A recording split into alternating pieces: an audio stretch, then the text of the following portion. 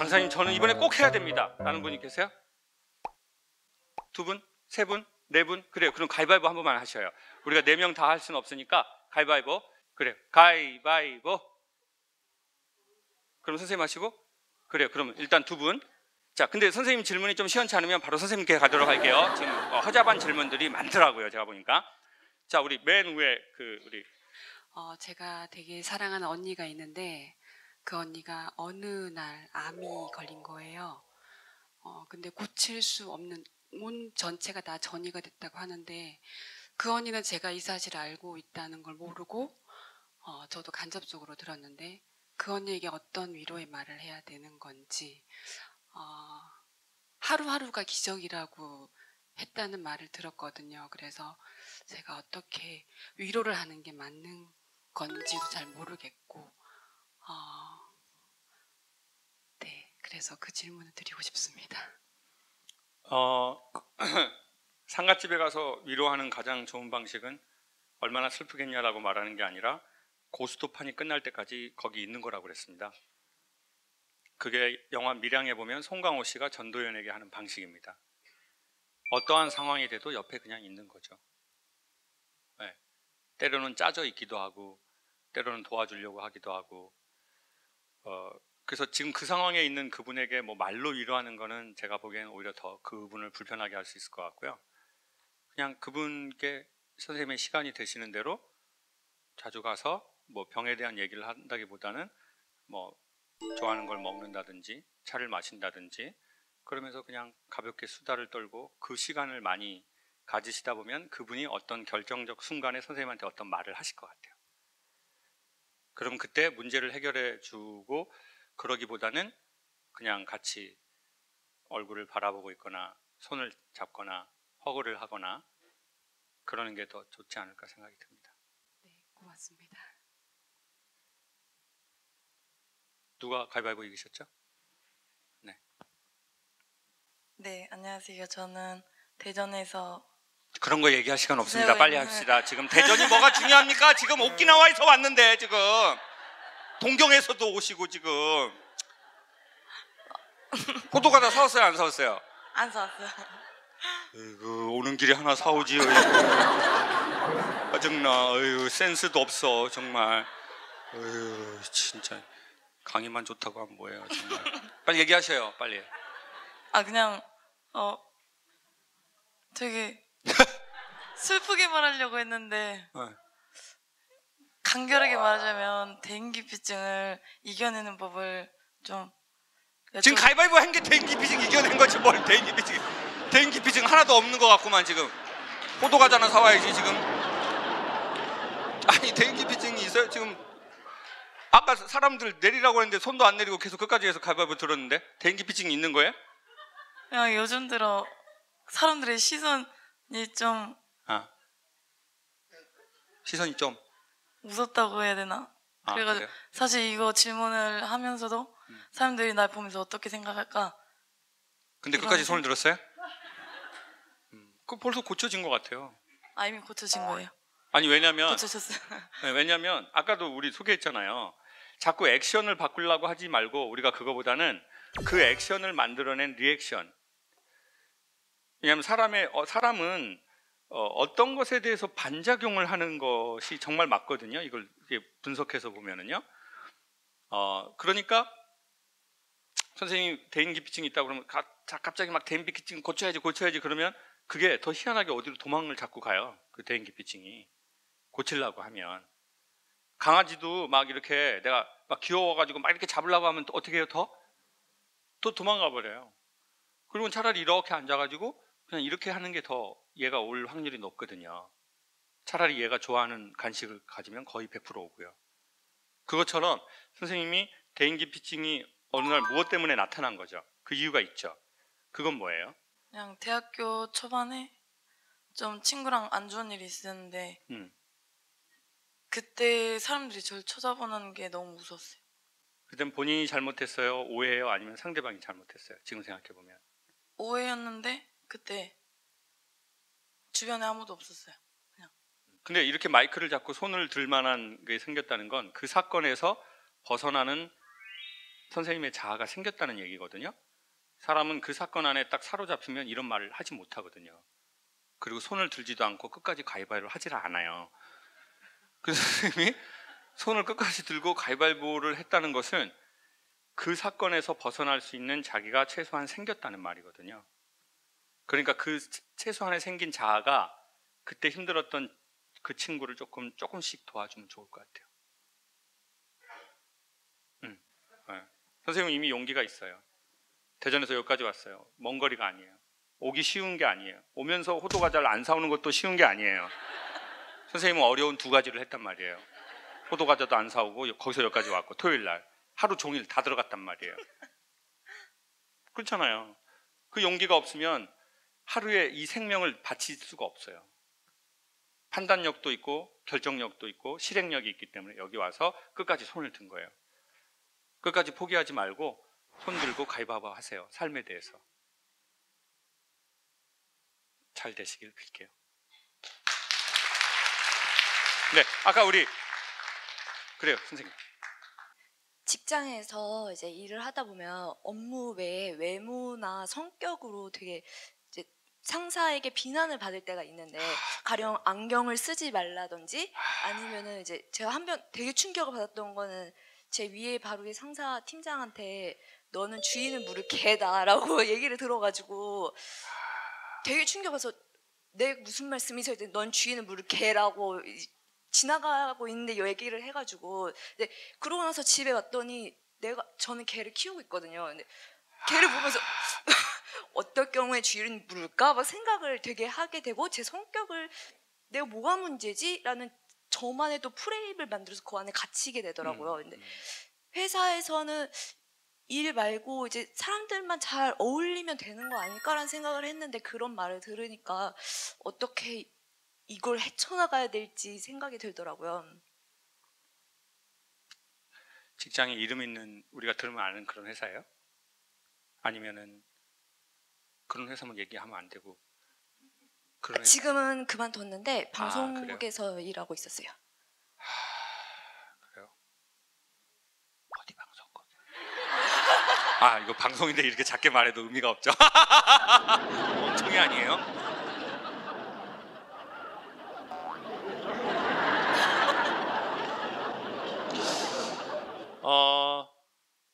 일단 전 두 가지를 소개하고 싶습니다. 첫 번째는 제가 사장님한테 말씀을 드리려고 했어요. 사장님, 포프리쇼에 댓글 다는 거 없앱시다. 왜냐면은 되게 이제 좋은 글들이 되게 보통 많아요. 근데 이제 가끔 이제 저에 대한 어떤 평가가 있어요. 이렇게 왜 영어 이제 많이 쓰냐, 초심을 잃었다, 이제 그런 것도 있고, 빈티지 안 어울린다, 그냥 넌 빈티다, 그냥 이런 것도 있어요. 이제 사장님은 저보고 그래요. 그 뭐단지 그런 거 신경을 써요. 그거 그냥 그걸 보지 말아요. 그런데 제가 그렇게 되지는 않더라고요. 보게 돼요. 네. 사람들이 뭐라고 말하는지. 근데 희한하게요, 저한테 칭찬하는 게 안 들어와요. 저한테 이렇게 부정적으로 말하는 것들이 들어와요. 그리고 그 아이디를 봐요.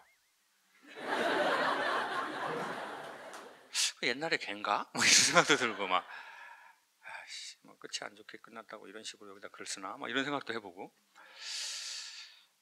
별 생각이 많이 들죠. 그래서 사실은 그 질문은 제가 저한테 하는 질문이기도 해요. 거기에서 제가 내린 첫 번째 결론은 아예 이 창을 없애자고 하자는 거예요. 정말 솔직하게. 네. 근데 이제 사장님한테 말씀을 드리려고 그랬는데, 사장님은 짧게, 제가 사장님 그 댓글 이제 없애시죠, 그냥 사람들이 영상만 보게 하시죠라고 하면 사장님은 어떻게 해주실 거예요? 유튜브는 안 없어질 건데. 댓글이요?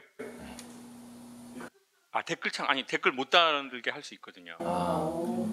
그럼 없애야죠.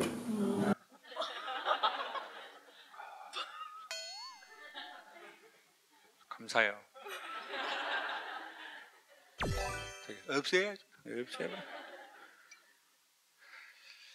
그래서 저는 첫 번째로 없애는 방법을 생각해요. 그리고 두 번째는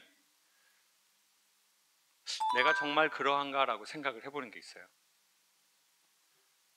내가 정말 그러한가? 왜냐하면 나를 칭찬하는 사람에게만 신의 음성을 듣는 게 아니라 안티에게도 신의 음성을 들을 수 있다고 생각하거든요. 그러니까 나에 대해서 비판적인 사람에 대해서 제가 정말 내가 정말 그러한가? 그렇다면 그걸 찾아낼 수 있는 거죠. 네. 그리고 마지막으로는 저에게 그렇게 글을 쓴 사람이 잘 안 됐으면 좋겠어요. 그냥 솔직히 다가. 그리고 항상 저도 거기다 댓글을 사실 달고 싶은 때가 많아요. 지는 이렇게. 근데 진짜 하려고 하다가 진짜 지는이라고 이렇게 하려고 하다가 하지는 않았죠. 일단 속상한 일을 당하신 것 같아요. 그리고 그게 사실이라고 해도 그렇게 말하는 것은 직장에서 사실은 있을 수 없는, 있어서는 안 되는 뭐 그런 말인 것 같아요. 뭐 주인을 물개다 이러는 것은. 네. 속상하신 거고. 그리고 우리에게 그런 능력이 있으면 좋겠어요. 그러한 것들이 시간이 지나가서 사라지게 하는 마음의 능력. 근데 그 능력에 그 일이 벌어지려면 어떻게 되냐면 첫 번째로 선생님처럼 그걸 말하는 거거든요. 그런 일이 있었다고. 아마 오늘 이제 가시면 선생님 마음에서 그 말이 예전보다 조금 더 사라졌을 거예요. 네. 속상한 일입니다. 네. 그렇지만 우리가 그 안에서 그 사람에게서 뭔가 그러한 요소, 그러니까 우리의 그 요소가 있다면 한 번은 돌아보고 정말 그렇지 않다라고 하면 그거는 그냥 지나가는 소리로 할 수 있는 마음이 생겼으면 좋겠어요. 마지막으로 아까 우리 누구셨죠? 네, 우리 남성분. 어릴 때부터 강의를 하셨다고 하셨잖아요. 네, 한 31살. 아, 네, 저도 뭐 강의를 뭐 다른 분야긴 하지만 하고 있는데 그때 시작하신 뭐 계기나 이런 것들로 포함해서 그때 꾸민 미래랑 지금 현재랑의 차이가 있는지 저도 다른 강의를 하면서 지금 이렇게 계속 강의를 해도 되는지 이런 고민들이 있어요. 미래에 대한 고민이 있을 때라. 그래서 경험에 의한 조언이 있으신지 해서. 지금 선생님은 어떤 장르의 강의를 하세요? 저는 그 VR, AR 가상현실 가상현실. 예. 그 기술에 대한 강연 하시는 거죠? 컨텐츠 개발에 관한 것도 하고요. 그리고 학생들 진로 교육 강의 같은 것도 나가기도 하고 합니다. 전 사실 예전에는 오프라인 프리쇼 같은 걸 하고 싶었어요. 그래서 퍼프리쇼의 첫 그것도 사장님이 한 8년 이제 됐네요. 포프리 회사의 강연을 부르시고 저를 보고 나서 이제 김 교수님은 꿈이 뭐예요? 그래가지고 오프라인 프리쇼 같은 거 하는 겁니다. 그랬더니 그럼 해요. 내가 그거 해줄게요. 그래서 했어요. 근데 지금은 사실 그런 거 하고 싶지 않더라고요. 솔직히. 저도 생각을 해봤어요. 왜 그런지. 근데 그거는 이제는 제가 말의 기술도 좀 알지 않겠어요? 말의 구조, 말의 기술. 근데 여러분이 들으시는 이 강연은 강연이라기보다 약간은 뭔가 작두 타는 걸 보는 순간에 여러분이 무언가를 느끼시기 때문에 보는 거예요. 제 생각에. 이건 그냥 일반 지식 강연이 아니거든요. 그리고 제가 실제로 작두를 딱 타야 돼요. 그게 재미로서든 의미로서든. 지금 거의 4시간째예요. 듣는 분들도 이게 보통 일이 아니고, 여러분 목사님 30분 이상 설교하면 손 자꾸 보게 돼요. 이렇게. 지금 장난치나 지금 뭐. 나 진짜 지금 그 4시간이라고요. 아무것도 없이. 여러분도 보통 일이 아니고 저도 보통 일이 아니에요. 이 말하는 게 이 기술도 어렵지만 이 기술을 어느 정도 마스터한다고 해도 사실은 이제 신이 들어와야 되고, 그러면 이 신이 들어오기 위해서 내가 살아야 되는 삶이 있어요, 제가 보기에. 근데 그게 내 말의 속도를 못 따라가는 것 같은 거예요. 내 삶의 속도가. 그리고 저의 불완전한 인간이. 그래서 사실은 제 모든 강의를 다 없애고 싶어요, 전. 제 말에 제가 그 책임을 져야 한다는 것에 대한 어떤 되게 엄청난 압박? 내가 그렇지 못한다는 거에 대한 어떤 그런 느낌? 아니, 좋죠. 이거 돈도 벌고 내가 제일 잘하는 거 하고 사람들하고도 이런 시간도 갖고, 지금 지구상에서 제가 가장 사람들하고 잘 만날 수 있는 방식인데, 영화로나 방송으로는 전 지금 상품성이 없어요. 그래서 여러분이 비웃은 거 잘 알아요. 아까 짜증나지만 사실이죠. 근데 제일 지금 잘할 수 있는 건 이거잖아요. 일반 방송도 아니고 포프리쇼. 네, 여기가 제 요람이고 여기가 제 무덤 같고 여기가 제 그라운드예요. 그 모든 걸 사장님이 다 제공해줬고 포프리가 다 제공해줬고, 이제는 여러분도 이렇게 많은 인원이 와서 함께 이 시간을 갖고 있는 거예요. 소중한 시간이니까. 그리고 이게 방송으로 되는 거에 대한 부담이 되게 많아요. 그게 기록이 남는 거에 대한. 네. 그래서 자꾸 연구소에서 속으로 프로그램도 하고 이제 그래서 그냥 대놓고 침 맞으실 분은 연락처 남기세요라고 메시지도 드리고 하는 거예요. 왜냐하면 이렇게 여러 사람을 모아놓고 내가 마치 무슨 지도자가 된 것처럼 막 삶이라는 게 이런 거다 저런 거다 이렇게 말하는 게, 저도 제가 뭘 하는지 모르겠어요, 가끔.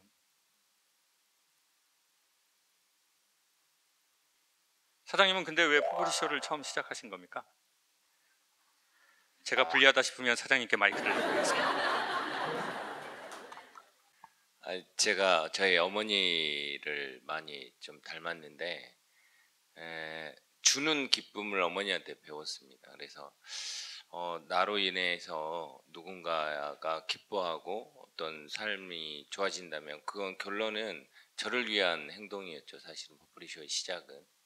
그래서 일단 제가 그 당시에 풍족하진 않았지만 교수님의 어떤 강의를 제가 10번 이상을 봤어요. 처음 봤을 때 어떤 인터넷으로 이렇게 조선대학교에 오셔가지고 한 거를 10번 이상을 보고 처음 알았고, 또 만나게 됐고, 이분이라면 정말 제가 인정하는 천재였거든요. 7년 8년을 봐왔는데 아까 또 말씀하신 거에 또 깨달음을 얻었어요. 그리고 저도 마찬가지로 7년을 봤는데 일주일에 두세 번씩은 꼭 그 밤에 듣고 자거든요.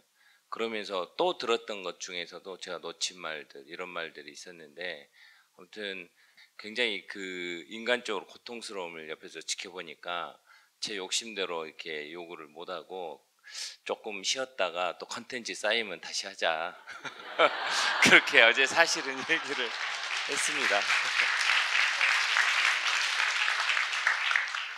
근데 진짜 제 마음에는 그런 게 있는 것 같아요. 그러니까 새로운 컨텐츠가 없어서가 아니라, 물론 새로운 컨텐츠가 쌓이는 그 시간도 필요해요.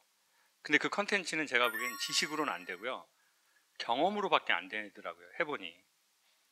그러니까 내가 뭔가를 경험하고 깨닫거나 뭔가 인식해야 말이 나오는 구조인 거예요, 제가. 그래서 내가 인식을 못하거나 새로운 깨달음이 없으면 말을 할 수가 없는 거예요. 마치 생명이 딱 죽어버린 거예요. 근데 이제 몸의 형태, 말이나 그런 스피치를 몸의 형태로 보면 이제 기술은 있지 않겠어요? 어떻게 하고 어떻게 한다.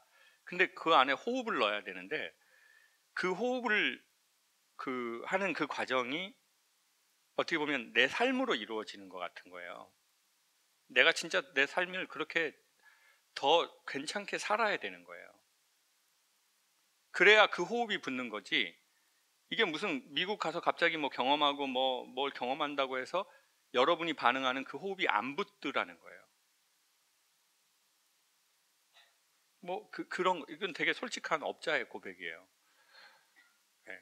그리고 그게 이렇게 방송으로 된다는 것 자체에 대한 엄청나게 큰 제 말의 빚이자 덫 같은 느낌. 그래서 법정 스님이 내 말빚이 많다. 나 죽거든 내 책 다 절판해라. 근데 저는 그렇게는 안 했으면 좋겠어요. 제가 혜민 스님 이겨야 되거든요. 지금 멈추면 비로소 보이는 것들하고 함께 나와서 멈춰버린 제 책이 있는데 제가 스님을 이기고 죽고 싶어요. 진짜 스님 진짜. 근데 그 말씀이 무슨 말씀인지 0.01%는 알겠는 거죠. 제가 말하는 이 모든 게 내 덫 같다는 거죠. 내가 그 덫을 앞에다가 치고 마치 춤을 추는 느낌이 드는 거예요. 가끔 그런 생각도 합니다. 제가 더 진짜 온전히 이렇게 뭔가 삶을 바쳐서 사람들을 위해서 그렇게 살아야 되는 거 아닌가? 돈에 대한 욕심도 없고 모든 욕심에서 자유로워져서 그 탤런트를 활용해서 웃을 시간이 필요하고 그런 분들을 위해서 사회적으로 그렇게 살아야 되는 거 아닌가? 그런 생각도 합니다. 근데 아직은 제가 솔직히 그래 나는 인류 사회를 위해서 내 삶을 바쳐서 난 그렇게 할 거야 라고 하는 결단이 저한테 없는 거예요. 그래서 정말 여러분이 돈이 많으시다면 저를 진짜 좋은 관계 맺어봐요 우리.